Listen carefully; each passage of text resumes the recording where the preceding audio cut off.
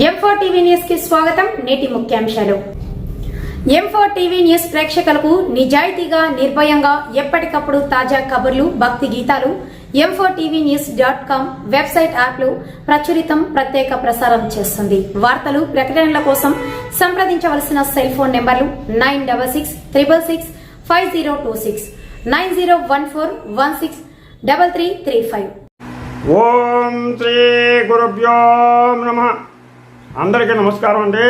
ఈరోజు మనం దేవాలయానికి వెళ్ళినప్పుడు శతకోపం మన నెత్తి మీద పెడతారు. ఆ శతకోపంతో మనకు ప్రయోజనం ఏంటి అనే దాని గురించి తెలుసుకుందాం. ఎందుకు మనం తప్పనిసరిగా ఆ స్వామివారి యొక్క శతకోపాలను తీసుకోవాలి అని చెప్పేసి దాని గురించి తెలుసుకుందాం. ముందుగా గణేశ ప్రార్థన. శుక్లాంబరధరం విష్ణు శశివర్ణం చతుర్భుజం ప్రసన్నవదనం ధ్యాయేత్ సర్వవిఘ్నోపశాంతయే. గురు బ్రహ్మ గురుర్విష్ణు గురుర్దేవో మహేశ్వరః గురు సాక్షాత్ పరబ్రహ్మ తస్మై శ్రీ గురవే నమః. హరి ఓం. ఈరోజు మనం దేవాలయానికి ఏ చిన్న దేవాలయానికి వెళ్ళినా అక్కడ అర్చక స్వామి మనకి శతకోపం పెట్టి తీర్థాన్ని ఇస్తారు. ఆ శతకోపాన్ని మనం తప్పనిసరిగా ఎందుకు తీసుకోవాలి, అలాగే తీర్థాన్ని ఎందుకు తీసుకోవాలి అనేటువంటి దాని గురించి ఈరోజు మనం తెలుసుకుందాం. ఈ శతకోపం మీద స్వామివారి యొక్క పాదాలు ముద్రింపబడి ఉంటాయి. స్వామివారి యొక్క పాదాలు ముద్రింపబడి ఉంటాయి. దేవాలయంలో దర్శనం అయ్యాక తీర్థం, శతకోపం తప్పకుండా తీసుకోవాలి. చాలామంది దేవుని దర్శనం చేసుకుని వచ్చాక పని అయిపోయిందని చెప్పేసి చకచకా వెళ్ళి ఏదో ఏకాంత నిర్మల ప్రదేశం చూసుకుని అక్కడ కూర్చుంటారు. కొద్దిమంది మాత్రమే ఆకి శతకోపం పెట్టించుకుంటారు. ఒకవేళ పంతులు గారు, ఆచార్యులు గారు కనుక పురోహితుడు మనకి శతకోపం ఇవ్వకపోతే అడిగి మరీ పెట్టించుకోవాలి. మనం శతకోపం పెట్టించుకోవాలి. ఈ శతకోపం అంటే అత్యంత రహస్యం ఏంటంటే, అది పెట్టేటువంటి పూజారికి కూడా, ఆ శతకోపం ఇచ్చేటువంటి పూజారికి కూడా వినిపించకుండా ఆ శతకోపం మన నెత్తి మీద పెట్టినప్పుడు మనం మన మనస్సులో ఉన్నటువంటి కోరికను తలుచుకుంటే ఆ కోరిక తప్పనిసరిగా నెరవేరుతుంది.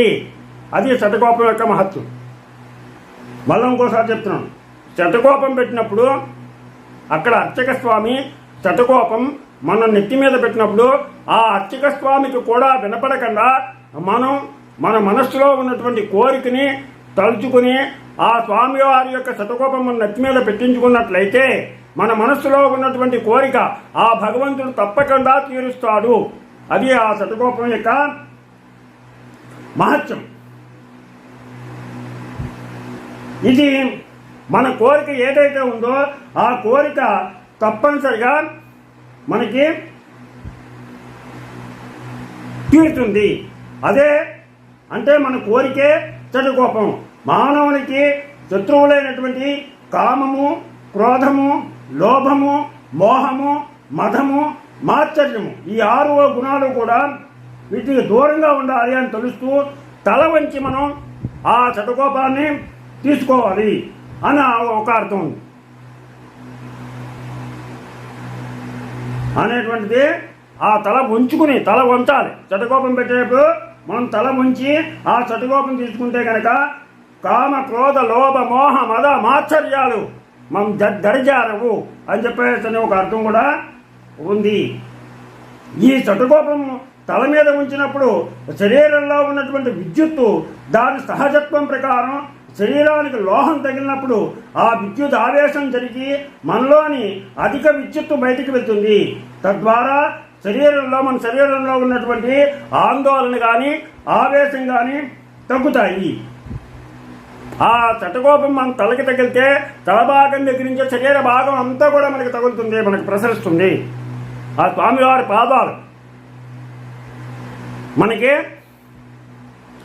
మన నెత్తి మీద కనుక ఉన్నట్లయితే మనకి తెలియనటువంటి విద్యుత్తు మనలో ప్రవేశించి మనలో ఉన్నటువంటి ఆందోళన, ఆవేశం తగ్గుతాయి. అలాగే తీర్థం, ఆ స్వామివారికి నివేదించినటువంటి ఆ తులసీదళంతో ఉన్నటువంటి తీర్థాన్ని మనం 3 సార్లు తలకాయ కిందకు ఉంచి 3 సార్లు తీసుకోవాలి. 3 సార్లు తీసుకోవాలి. ఈ మధ్యకాలంలో జనం విపరీతంగా ఆలయాల్లో పెరిగిపోవడం వల్ల, సమయాభావం వల్ల 3 సార్లు ఒకేసారి పోసేస్తున్నారు. అలా కాదు, ఒకసారి ముందు తీసుకుంటే ఈ గొంతు దాకా వెళుతుంది, రెండోది తీసుకునేప్పటికి మొట్టమొదటి తీసుకున్నది ఈ గుండె దాకా వస్తుంది, మూడోది తీసుకునేప్పటికి ఈ గుండె నుంచి కడుపులోకి చేరుతుంది. అందుకని 3 సార్లు తీసుకోవాలి. 3 సార్లు విడివిడిగా తీసుకోవాలి. తీసుకున్న తర్వాత ఆ చేతిని శుభ్రంగా కడుక్కోవాలి. అంతే తప్పితే తలకి చాలామంది రాసుకుంటారు, తలకి రాయకూడదు. అందుకని ఏ ఆలయానికి వెళ్ళినా ప్రతి ఒక్క వ్యక్తి కూడా తమ కోరిక తీర్చుకోవడానికి తప్పనిసరిగా ఆ స్వామివారికి విన్నపించుకోవడానికి మీరందరూ కూడా ఆ చటకోపాన్ని, ఆ అర్చక స్వామి ఇచ్చేటువంటి తీర్థాన్ని, ఆ రెండింటిని తప్పనిసరిగా తీసుకుని మీరు సంతోషంగా ఆయన చేత ఆ సేవ పొందుతున్నందుకు ప్రతిఫలంగా మీరు ఎంతో కొంత ₹1 కానీ చిల్లర కానీ ఎంతో కొంత ఆ అర్చక స్వామి పల్లెల్లో మీరు దక్షిణగా సమర్పించాలి. ఎందుకనంటే ఆ అర్చక స్వామి చేత మనం ఆ సేవను పొందుతున్నాం, ఆయనకు రుణపడి ఉంటాం. అందుకని ఆ రుణం తీర్చుకోవడం కోసం మనం తప్పనిసరిగా అర్చక స్వామి యొక్క ఆ పల్లెల్లో దక్షిణగా ఎంతో కొంత చిల్లరి మనకు తోచింది, మనం ఇవ్వగలిగింది ఆయనకి సమర్పించండి. అలాగే దేవుడికి సమర్పించింది హుండీలో సమర్పించండి. పూజారికి చేత సేవ చేయించుకున్నందుకు పూజారికి పల్లెల్లో దక్షిణగా సమర్పించండి. అలాగే దేవుడికి సమర్పించేది హుండీలో సమర్పించినట్లయితే ఆ దేవస్థానం వాళ్ళు ఆ ధనంతో 10 మంది పేదవాళ్ళకి అన్నదాన కార్యక్రమం, ఇతర కార్యక్రమాలు నిర్వహిస్తారు. మీరు దేవాలయానికి వెళ్ళినప్పుడు తప్పనిసరిగా ఈ 2 గుర్తుపెట్టుకోండి. దేవుని దర్శనం అయిన తర్వాత తప్పనిసరిగా ఈ చటకోపం తీసుకునేప్పుడు తలకాయ తప్పనిసరిగా వంచాలి కిందకి. అలాగే తీర్థం తీసుకునేప్పుడు కూడా వంచాలి. తీర్థాన్ని 3 సార్లు తీసుకోవాలి. అలాగే తలకి రాసుకోకూడదు. ఈ విషయాలను గుర్తుపెట్టుకుంటారని, ఆ భగవంతుని యొక్క కృపా కటాక్ష వీక్షణాలు పొందుతారని ఆశిస్తూ, మీకు నా ఛానల్ కనుక నచ్చినట్లయితే సబ్స్క్రైబ్ చేయండి. అలాగే లైక్ చేయమని కోరుతూ మీ రాపాక వెంకట ప్రభాకర్ బాబు.